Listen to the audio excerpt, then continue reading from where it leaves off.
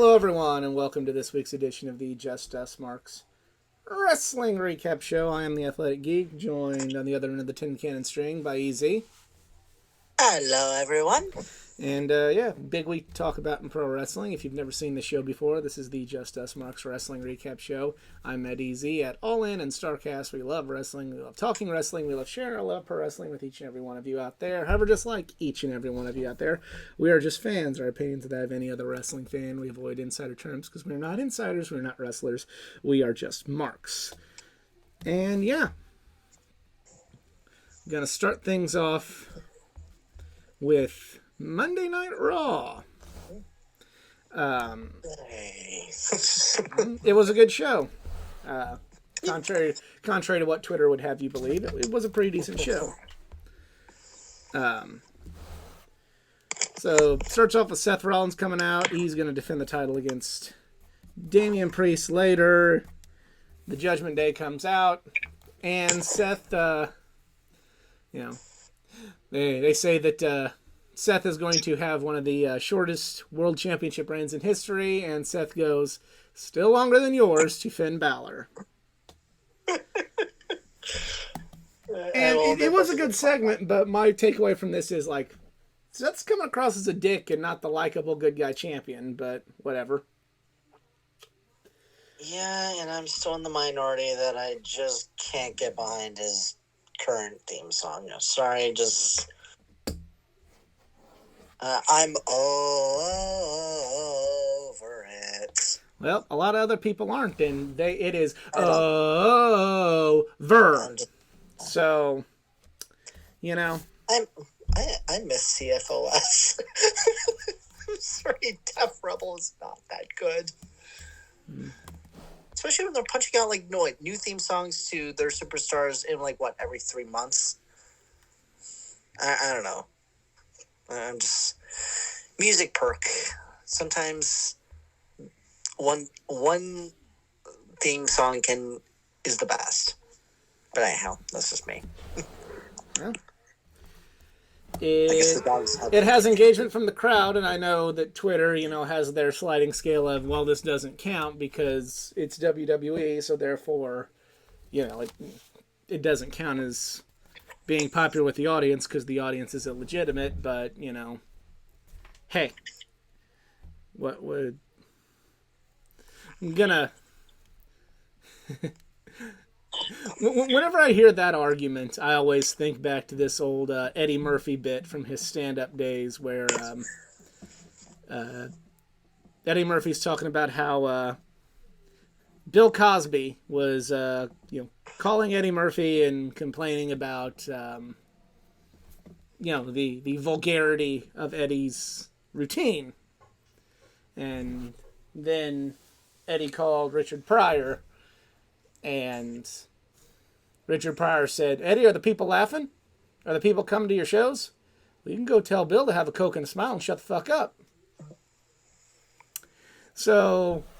whenever even if it's something I don't like, and I'm critical of things that are popular, we're gonna get to something like that here, not before too long on this episode. But even though I don't like it, I remember are the people liking it? Have a Coke, smile, and shut the fuck up. This is kind of with when things are popular in WWE. And I'm told that doesn't count and that it shouldn't be popular or shouldn't have any relevancy because, well, it's WWE, they're sheep, they're this, they're that, and the other. I just think of, what Richard Pryor told Eddie Murphy. Well, the people are cheering, making money, have a Coke and smile and shut the fuck up.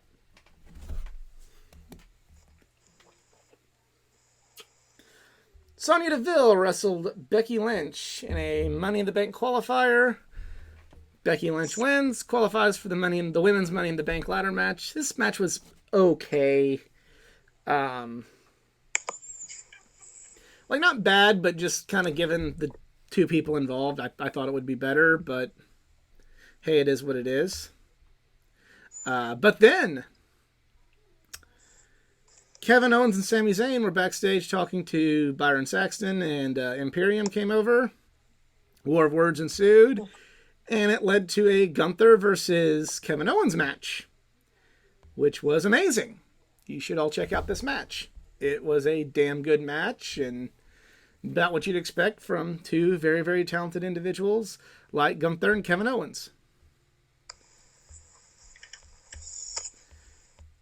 Next up, Ronda Rousey and Shayna Baszler wrestled Caden Carter and Katana Chance. This was okay. I mean, 3 of the 4 people involved are really good at wrestling. I'll leave it to your imagination to figure out who the 4th one is.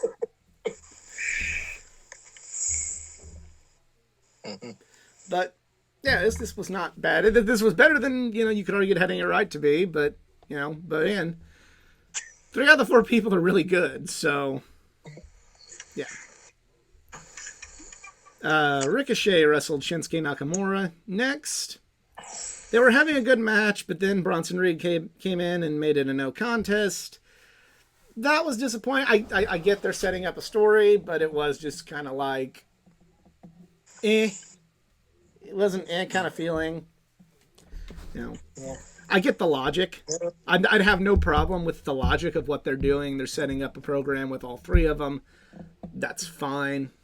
And there's still 1 spot left for Money in the Bank when I was looking it up, and I'm thinking, I would give that to Bronson. Maybe. Ricochet and Nakamura, they're already in it, along with, does SmackDown have any qualifiers this past week? We'll get to that here in a minute. Okay, then I'll keep quiet on the other people. All right. We had Miz TV with Cody Rhodes. Miz talked shit about Cody, then brought out Dominic Mysterio. And the 2 trade some insults. It was really funny because, very unpopular to say anything good about Dominic, especially here on the good old internet. But again, dude gets a reaction. And that's as important as how many stars Dave gives your match. So, and he gets one of the loudest reactions of any wrestler in the world right now. So he's doing something right. And again, don't like it, have a Coke and smile, and shut the fuck up. But it was pretty funny, Cody going like, now guys, don't boo him. Like, don't boo, let him talk, don't boo him. It was pretty funny. But yeah, so they're probably setting up before we get to, probably at SummerSlam, we're going to get Lesnar Cody 3. Probably a Dominic match is going to be maybe the interim for Cody. I mean, I would not mind that, or hell, I would even see that as a pay-per-view match one day, Dominic and Cody. I think it might be a Money in the Bank match, to be honest with you. Yeah. I think they might do that at the pay-per-view as kind of the stopgap in between, saving Cody and Brock 3 for the big show at SummerSlam. Yeah. Now, I almost heard a rumor about a potential mixed tag match between Mammy and Mysterio with Cody and a certain someone that apparently the AEW fan base still has a salty relationship with, and even I'm going to go on record and say, no, we don't need Brandy Rhodes on WWE. Yeah, I am saying. Let her race the kids. I am afraid that this will be how they bring in Brandy, and Brandy would not be good for Cody by any stretch of the imagination. But I'm not discounting that Brandy is a bad wrestler. Like, I think she's actually got some potential. She's not bad.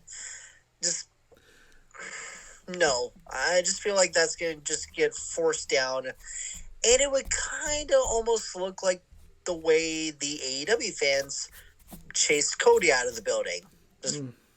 I say chase mostly because it's more or less the go away heat than nuclear heat. Well, especially Brandy definitely had the go away heat, and I saw that in person. Yeah, I don't think it'd be good for Cody because it's kind of like right now, contrary to what the internet says, Cody is a top guy. And he's doing top guy things, so it's kind of as if it ain't broke, don't fix it kind of things. But you know, it's. I don't want Brandy to be involved in this, but I could see this being how they bring Brandy in. That's Please no. not a good idea. No. But hey, maybe WWE will like Brandy more. Who knows? Maybe the WWE fan base will like Brandy more.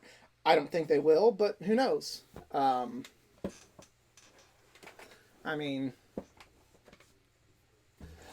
on this platform, anything the WWE fan base likes anyway is going to be seen as illegitimate. So, like, it's like, if you want to bring in Brandy, okay, cool. But after this rivalry happens, what are you going to do? Like, you truly want her to get a women's title match and win it before Cody gets his title match? I don't think that's been implied at all yet. Okay. I just think there's certain people kind of doing the, oh no, there's a woman involved. Oh no, Cody could bring in a woman of his own, being Brandy. And it's a justified fear that some fans may have. Yeah. Like I said, I don't hate Brandy, the human being, of course. I don't hate Brandy, the wrestler. I just don't think it's a good idea at the point. But again, only a rumor. Yeah. Zoe Stark wrestled Natalya in a Money in the Bank qualifying match. It was too short. And wasn't clean. Trish Stratus helped Zoe win. But Zoe's in the Money in the Bank match. Alright, then we go to the main event. Seth Rollins versus Damian Priest. Very good match. Some interaction after Rollins defeated Priest with Finn. So I think we are pretty much... It is looking like Finn versus Seth at Money in the Bank for the World Heavyweight title. So... kudos there. And yeah, Raw was pretty good. Pretty good Raw this week. Now we go to SmackDown.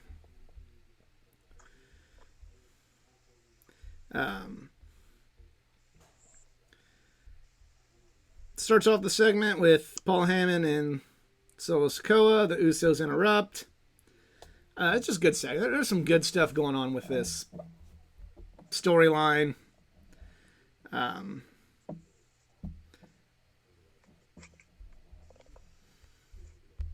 We have Heyman kind of trying to tell Jay to leave his brother because you're being groomed to be the next tribal chief. And then Heyman set up a U.S. Championship match against Theory later on the show with Jey Uso. Men's Money in the Bank qualifier. You have Santos Escobar versus Mustafa Ali. Escobar won. It was a good match. Not a great match, but it was good. Best part was LA Knight on commentary. Yeah. I'll take that.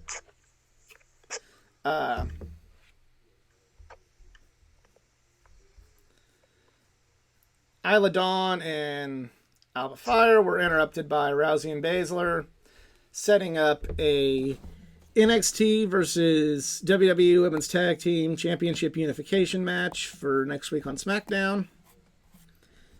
So, the NXT Women's Tag titles are going away, but that's not necessarily a bad thing, as they don't have enough depth for that division. So just let the main roster tag belts travel between all three. I mean, I don't mind that, actually. Man in the Bank qualifier match. Bayley versus Mia Yim. Bayley won.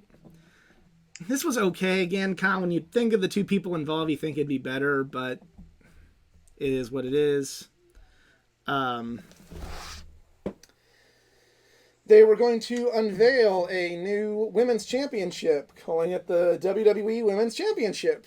So kind of go with my idea of having more neutral names for the belts, so that way, if you want to trade between brands, you don't have the Raw Women's Champion on SmackDown and the SmackDown Women's Champion on Raw. But before that, we have a backstage segment with Adam Pearce. Bianca Belair says, she wants to interrupt it.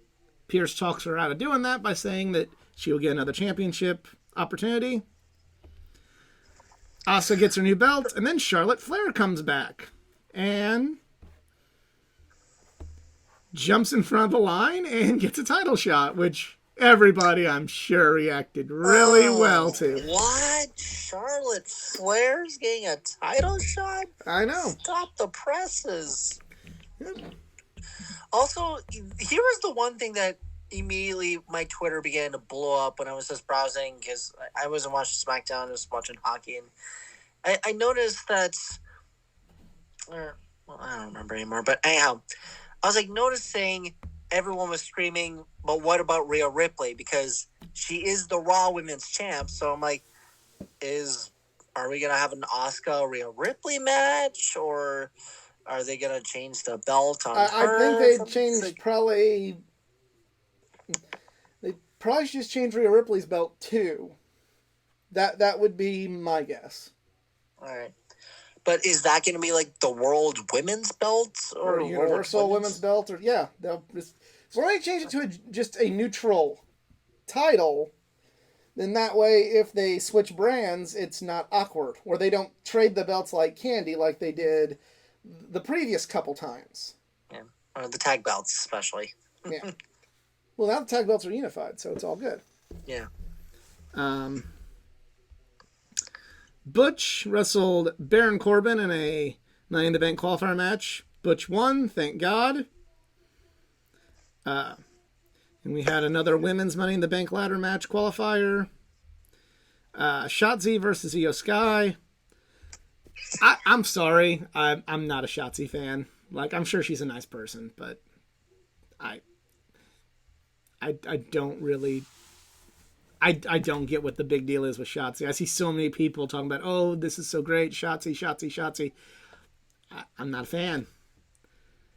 I'm not a fan. You know, when you're having a mid-match with Io Sky, I know it's not Io Sky's fault.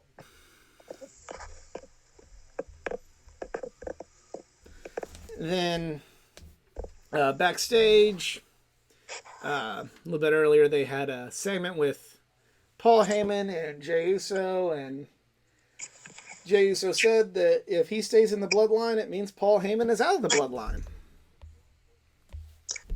So then we go... I actually would love to be intrigued by this. Because Bloodline could still stay united if the Usos try to mess with Roman's head by saying Paul Heyman has been behind the entire downfall this whole time. Because I'm sorry, but I'm getting a little bit tired with the Wise Man. Well, you can go be in the minority on that one. Yeah. See, you can still have a fight between like Jey Uso or Jimmy. I don't care.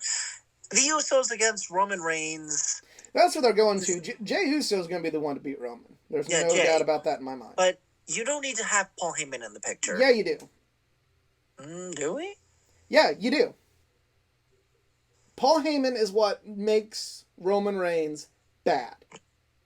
He is what casts that doubt that Roman, like all bad guys at their core, is a coward. That he's insecure. That he has to depend on someone else to do his bidding. He's got Solo. The thing is... Solo actually fights. That's the fucking point of a manager! Is he's supposed to go, that little motherfucker. Yeah. He is the one that makes you go, I don't like this. Because he is the one that cannot fight. But he's fucking everything up and talking shit. A manager is like Dick Vitale in Duke. Okay? Why do a lot of people hate Duke? Because Dick Vitale kissed their ass even when they weren't in the game he was commentating. And then you went, fuck Duke. And that's what made Duke, despite all how good they are, you hated him because of Dick Vitale. Paul Heyman is Dick Vitale. And that is a big part of wrestling to have something like that. I like Dick Vitale. Even though I don't like Duke, it's like, I like him. I think he's an awesome commentator. But You? I don't like I don't like Duke the same way I don't like Notre Dame Fighting Irish football. What does that even mean? No, I just don't like Duke the same way I don't like Notre Dame football, is because I just think their programs are insanely overrated. Well, if you watch ESPN, you'd think Notre Dame was worse than a D3 school. Yeah. Listen to Mark May talk for 5 minutes, and you'd think they that all they play is D3 schools and don't win.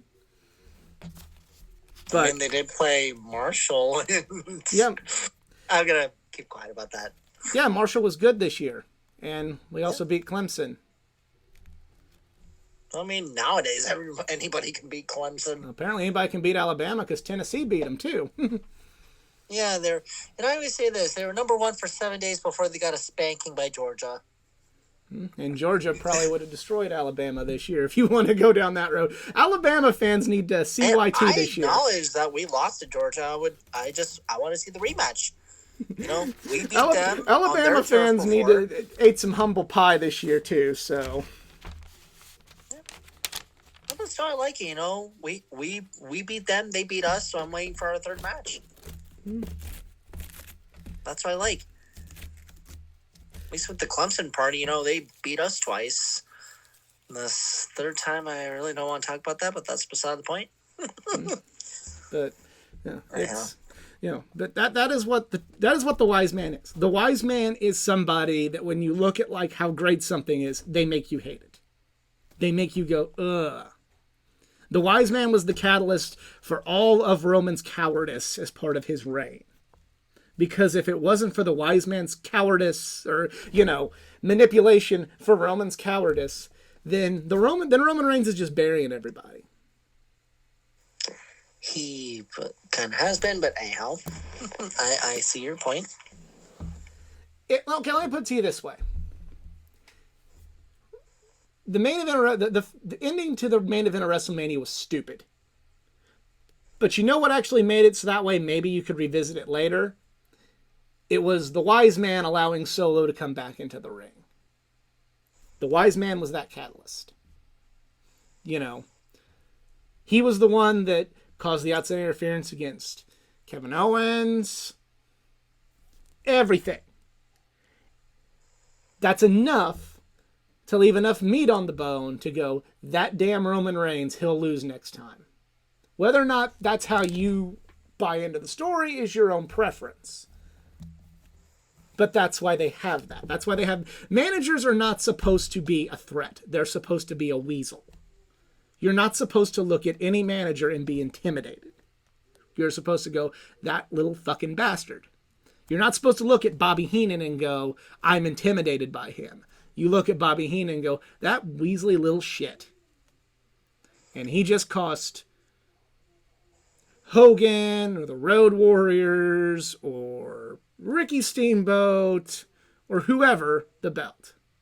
You look at Jimmy Hart and you don't go, I'm afraid of Jimmy Hart. You go, that son of a bitch and his megaphone is what helped Honky Tonk Man win, or what helped Money Inc. win. You're not supposed to see a manager and feel intimidated. You're not supposed to see a manager and think happy things. The manager's job is to be that little bit of, you son of a bitch. Or in the case of the Horsemen, you probably couldn't beat Flair that night. You couldn't beat Arn Tully that night. You couldn't beat Barry Windham that night, but you could maybe get to J.J. Dillon and have Dusty or the Road Warriors or Magnum TA or Sting get a few good shots in on JJ and send the fans home happy.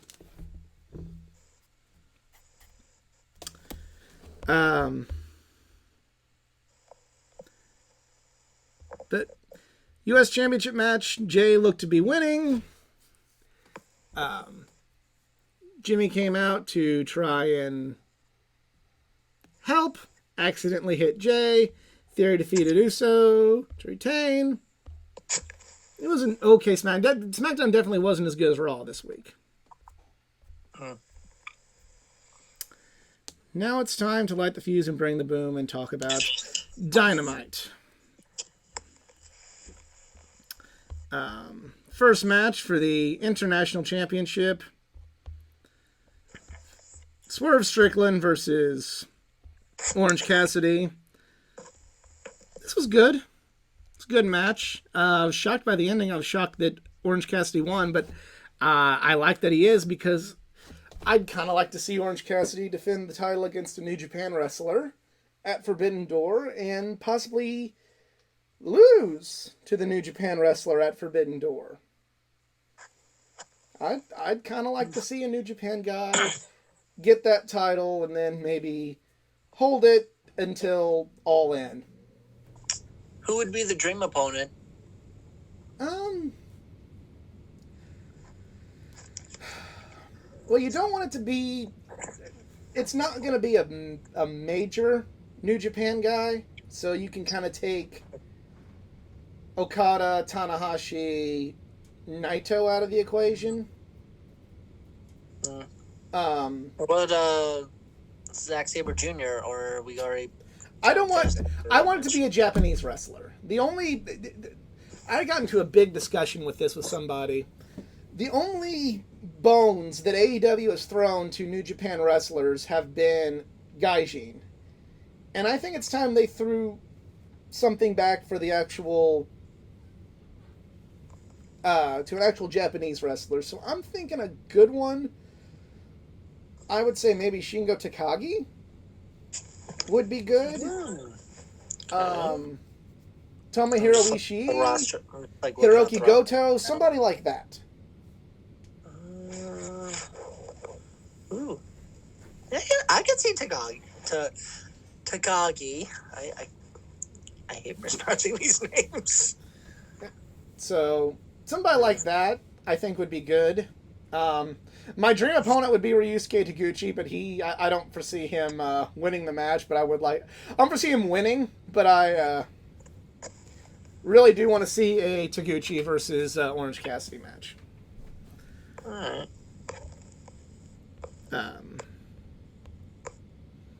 You have Chaos versus the Blackpool Combat Club. This was okay. Again, kind of like, it was a good match, but like, I guess I expected better from the 6 people involved, but it was a good match. Said MJF and Adam Cole had a segment together. It was good. I loved that. It went a little long. Yeah, I was. But it was a good segment. Go a very long length. But I mean, Adam Cole really did bring up some points where it's like, finally, you're actually calling out MJF, starting to sound a little generic when he's calling out opponents. You know, you're always going to go with, like, the lowest of insults, like, oh, like, what happened to you after your muscles? Or, oh, were you supposed to be Keith Lee's manager? Like, yeah, and Adam Cole kind of called him out on that. It's like, there's literally nothing original. Until he got him to snap saying, okay, I'll fight you. Yeah. It was good, just went a little too long. I like Adam Cole. He's a good wrestler. He's an even better human being. But everything about Adam Cole is, this would have been better if it would have wrapped up 10 minutes ago. His matches are like, it's been great, but it went 10 minutes too long. And this segment was like, this went 5 minutes too long. All of Adam Cole's segments are like, this went on too long. But it's still good. Jungle Boy and next. My one worry is this gonna be a Forbidden Door match? I think it is, because honestly, either Forbidden Door or on a Dynamite, because I did watch the media scrum with MJF, and someone asked him about Forbidden Door, and he said, like, I'm not interested in New Japan. It's an indie fed. Not interested in it. And it would fall in line with MJF's character to choose not to participate in that show, to not want to wrestle New Japan guys, to not defend his title against somebody from New Japan. Well, I mean, and on the flip side of that, his style doesn't jive well with the New Japan style. So you're not really getting anything. You're not really missing out on like this banger that, you know, you could always have like a non-title match, like champion versus champion.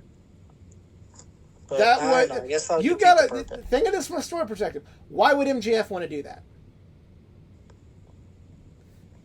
Think of it from a character perspective. Why would MJF, who's big time and you come to him, he doesn't come to you, he's only about the big matches, he's only about himself, he says New Japan is nothing to him, wants nothing to do with the promotion, what would he gain or what would he care about having a champion versus champion match with no title on the line against anyone from New Japan Pro Wrestling? That would just be stupid to him. That would be him trying, risking getting hurt in a preseason game.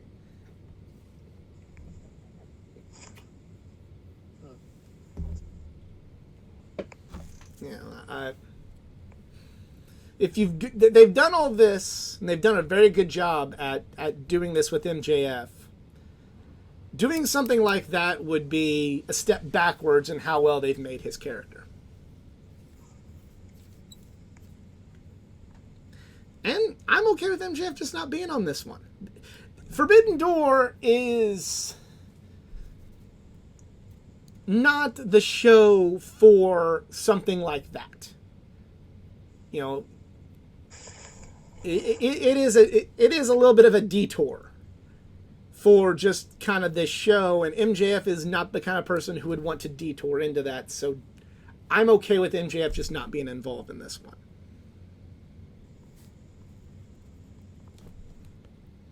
Now, All In, he better be involved. Yeah. Jungle Boy and Hook versus Preston Vance and Dralistico. I didn't like this matches. That one's short. Yeah, I didn't like this match at all. I thought it sucked. Sorry, this match sucked. Konosuke Takeshita beat a local talent, and then we had TBS title match, Chris Statlander versus Anna Jay. This was good. Good opponent to kind of pad up for Statlander, and Bill, she's kind of doing, your normal stuff you do with the secondary belt. You have some good matches with some talent that don't normally get to shine. Very much in the same vein that Cody did with the TNT title, where, he had some good matches with, like, Sonny Kiss and, the debuting Eddie Kingston, and helped elevate the belt and his run, and, probably building up to the pay-per-view or a big Dynamite, we'll see a, no disrespect to Anna Jay, a more credible challenger for Chris Statlander in that belt. Speaking about Eddie Kingston, where the hell has he been lately? Oh, more on that later. Well, he's been on Ring of Honor. He quit AEW and went to Ring of Honor. But if you want to know what he's going to be doing, more on that later. All right. Main event, Ricky Starks versus Jay White. Jay White won. Okay, then. And also on this show, first I'm going to say this. We give Ricky a lot of shit, and I get they want to build Jay White up. Again, I'm okay with the logic. I'm okay that other people like Jay White. I don't see the big deal, but I'm having my Coke and a smile and just going to shut the fuck up this time. Me personally. But I will say this. You've got money on your hands with Ricky Starks. Why's he got to lose every fucking feud he's in? You want to answer that for me? Why is he the gatekeeper? Why is he the one? Why is he the one that has to lay down for everybody else that you want to bring in, including Jay White? Mm. I'm okay with the logic of you bringing in Jay White. I'm okay. I don't like it personally. Laxative Jay White will automatically make me have to go to the bathroom. But hey, there's a bigger world than just Athletic Geek HQ here, so I get it. But you got a lot of talent on your hands with Ricky Starks. You got somebody who the crowd also likes in Ricky Starks. Why the fuck is he always laying down at the end of these big feuds? Can you answer me that question? Yeah, and for people who especially are worried knowing that Ricky would love to have way better potential in another company, which that one of his best friends is working at right now? Yeah. Yeah. Like, this, especially the Guns? Really? The Guns? Yeah, bring them in for... Why? See, this is... They're not even Bullet Club potential. I mean, they are, but like, here's my thing. Here's my... But it's like... Are we so creatively bankrupt that like the only thing you can think of to do with Jay White is just reform Bullet Club again? Motherfucker, you used to pride yourselves on with AEW being, oh, all of wrestling is canon. Not just, we're not like WWE, where just what happens in our promotion is the only thing that's ever happened, and everything that happened in other promotions doesn't count. No, we take all of wrestling seriously. All of wrestling is canon, whether it's WWE, New Japan, Impact, WCW, whatever. It's all there in the AEW world. And that's cool. I like that. Jay White was forced out of Bullet Club. So why is he still in Bullet Club, essentially? Why did he go to AEW and create his own Bullet Club with blackjack and hookers? I mean, especially if he's going to be fighting at Forbidden Door, that's going to be an awkward encounter if David Finlay's involved. And I'll say this, David Finlay's Bullet Club, very good right now. I like what they're doing with Finlay and Bullet Club. Like, it's... You know what? I would actually be far more shocked if David Finlay got involved and took out Jay White. Well, who would you root for? They're both bad people. Well, it'd still be, hey, we kicked you out of Bullet Club. Stop using your fucking name or something. Then that would make Jay White good. And he's not very good at that. That's fair, actually. Shit. I don't pay attention with New Japan so much. This is my... for everything I read about why, Tony Khan being this creative genius, why? Like you couldn't come up with something else. Like, okay, if you want to have like Juice and Jay be a stable because of their past relationship, kind of like what they did with the Good Brothers and AJ and WWE, that's cool. Just don't put the Bullet Club name on it. By putting the Bullet Club name on it, hey, it's great for marketing, and I'll give you that. But this is a promotion where its owner and its fan base says, we're not going to sacrifice creativity for the sake of selling some t-shirts. And what are they doing? They're keeping a Bullet Club stable alive in AEW, adding people like the Guns into the stable to do what? Sell some fucking Bullet Club t-shirts. Can you are you that void of creativity for Jay White and Juice Robinson that you just gotta not even like allude to the Bullet Club house? You're fucking putting it right there, Bullet Club. Come on now. You know what? Okay, there you go. I got a better one. I know they're like kind of pushing him on Collision for some odd reason, but what about you get Andrade El Idolo and Roosh? They're in their own faction right now. Well, still like screw them over and be like, hey, we made like a little agreement or something. I don't know. Speaking of Collision, it has been announced that CM Punk will be returning at Collision, and the main event will involve him and Jay White. Oh, no. All right, sorry. I thought you meant those two were teaming up. Sorry. Yeah, that's not a way to get me to want to watch Collision. Yeah, we got Jay, Juice, and Joe, which... The 3 J's. Hooray. against CM Punk and FTR. It really seems like Collision is like going to be where all the problem children of AEW are going, because you have Punk on there, you have FTR on there. They're using Miro to promote it. Andrade, Thunder Rosa is kind of considered a problem child. This is like where they're sending all the people that have problems. They're like, all right, we're gonna put you over there. And this is where I'm just gonna now start worrying about, God forbid, but please no, but scaringly maybe a possible downfall. We'll see what Why happens. the hell do we need a third program? That's just. I'm curious to I see. get- Like, I know this is not something like. I'm curious to see how the ratings for this is gonna. I really am, because it's on 7 o'clock on a Saturday.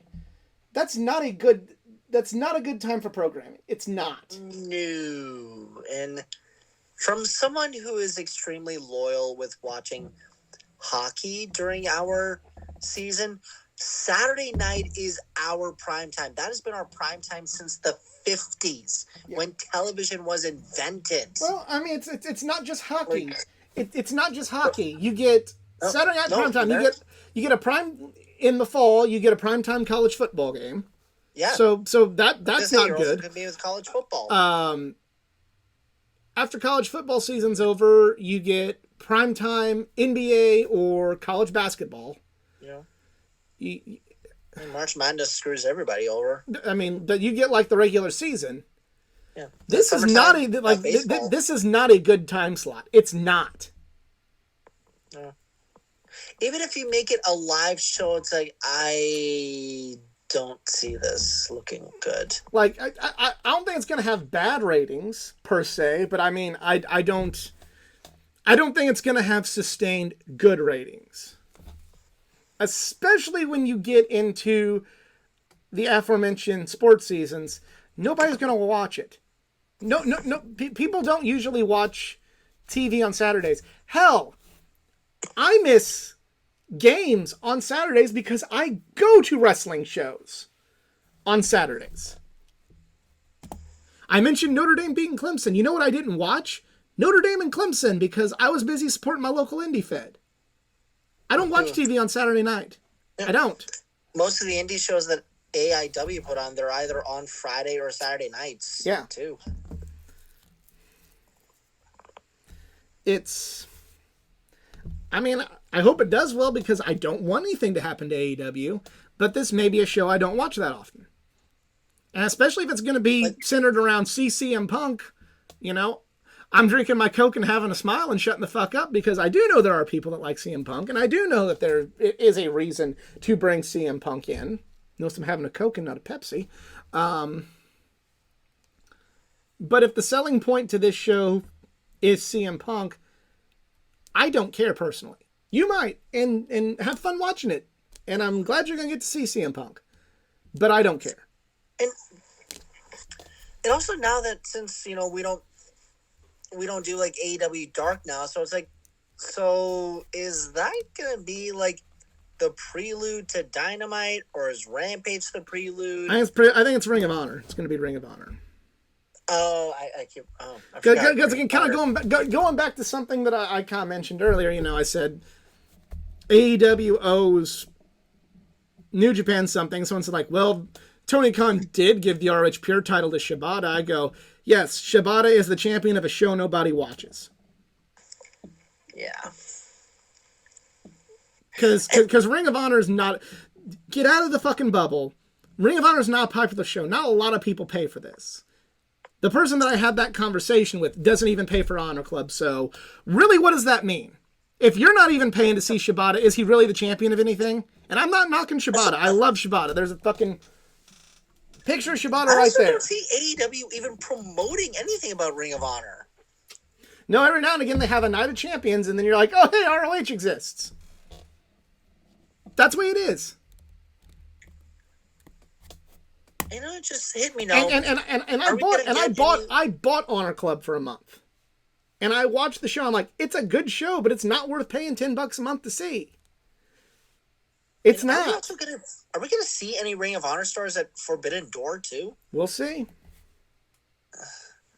So I know that like before getting bought by TK, like Ring of Honor New Japan, they've always had like a pretty nice relationship. That ended at G1 Supercard. Minus, yeah, That whole relationship. That one thing that happened. Well, and see, here's kind of the balancing act. When New Japan had a relationship with ROH, New Japan kind of would come in and just beat all the ROH guys, and it made ROH look less than. Which wasn't good, but I kind of got it because New Japan was a bigger deal than ROH. AEW does not need to just bow down to New Japan like Ring of Honor used to. However, New Japan doesn't just exist for AEW to have like extra stuff. Okay? Like it doesn't. It's its own promotion with its own people that have their own stories and their own stars that need to be protected, just like AEW has their own stars that need to be protected and have their own stories and everything like that. So if you're gonna have, the way I've seen it, I think New Japan's done more giving for this relationship than AEW has so far. AEW, I'm not saying that fucking we need to have, fucking anybody come in and just beat MJF. That's not what I'm saying at all. But what I am saying is, okay, you had Tanahashi come in and lose to Moxley. You've had Suzuki lose a bunch. Even though he's a freelancer, he's still kind of looked at as a New Japan guy. You've had the majority of AEW people beat the New Japan people. What would be wrong with a New Japan guy winning the TNT or the International Championship at Forbidden Door? They're not taking your main belt, and they don't have to hold it for a year. Hell, an AEW guy holds, currently he'll be defending it for Forbidden Door, but he won the IWGP US title and took it away from New Japan for about, 6 months. AEW owes New Japan one. For a year. AEW owes New Japan one. Yeah. AEW owes New Japan one. And speaking of New Japan, the G1 Climax blocks have been announced. A block will feature the IWGP World Champion Sonata, Chase Owens, Hikuleo, Rin Narita, Shota Umino, Yota Tsuji, Gabriel Kidd, and Kaito Kiyomiya. You have everybody but Sonata and Owens making their G1 Climax debut in the A block. The B block will be Kazuchika Okada, Yoshihashi, Taichi, Kenta, The Great Okan, Will Ospreay, Tongaloa, and El Phantasmo. And you have quite a few champions in there. C block, you have David Finlay, the never openweight champion, Tomohiro Ishii, Evil, Tama Tonga, Shingo Takagi, Aaron Hanare, Mikey Nichols making his debut, and remember how you were talking about Eddie Kingston?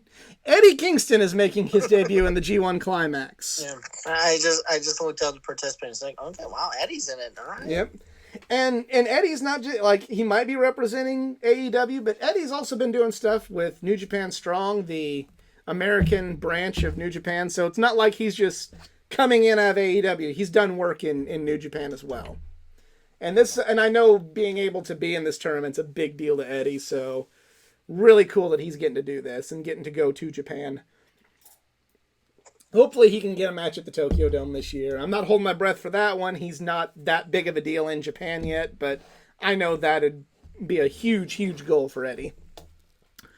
D Block, making his 22nd consecutive entry into the G1 Climax is Hiroshi Tanahashi, Tetsuya Naito, Hiroki Goto, Zack Sabre Jr., Toru Yano, Jeff Cobb, Shane Haste, and Alex Coughlin. So, yeah. A lot of big stuff, and really cool to also see, especially, Narita, Shota, and making their debuts. But Yota Tsuji, he's like one of the very few young lions I follow, and this guy's good. He's a former football player in Japan, which you don't see a lot of. So it's really cool to see him use his football background as a Japanese wrestler, but also still like have his high-flying background as well. He had a really good match at Dominion with Sonata for the IWGP Heavyweight Championship. I like this guy, and I'm looking for him to do big things.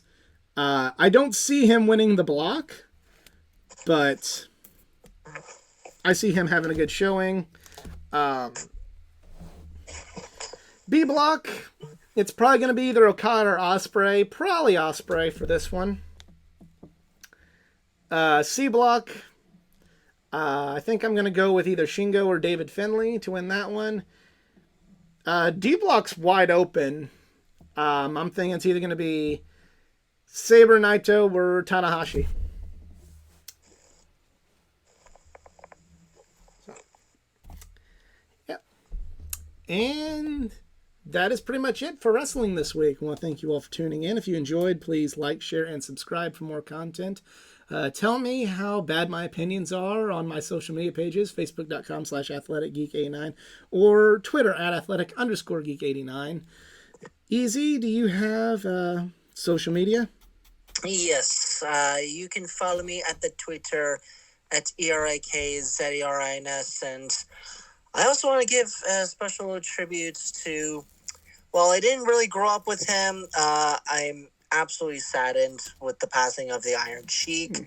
I didn't grow up with him, but he is just probably one of the most insanely awesome villains during the golden era of pro wrestling, especially major rivalries with pretty much everyone in there, from Steamboat, Hogan, and the unlikely alliance between him and Sergeant Slaughter. He was just incredible. Where they went full racist and put the Iranian in the Iraqi group. Yeah, anyhow, but either way, just what a guy, and especially the amount of times he just goes nuts on Twitter. Just like, I'm going to miss those. And so just for the Iron Sheik, I'm going to go and also, thanks to Iron Sheik, he invented the term jabroni for The Rock, believe it or not. So, he's a term before The Rock. Yeah. But as tribute to the Iron Sheik, I'm going to give a gigantic fuck you, Hulk Hogan. Yes. For Easy, I'm the Athletic Geek. We are just marks. And fuck it, the Hulk Hogan.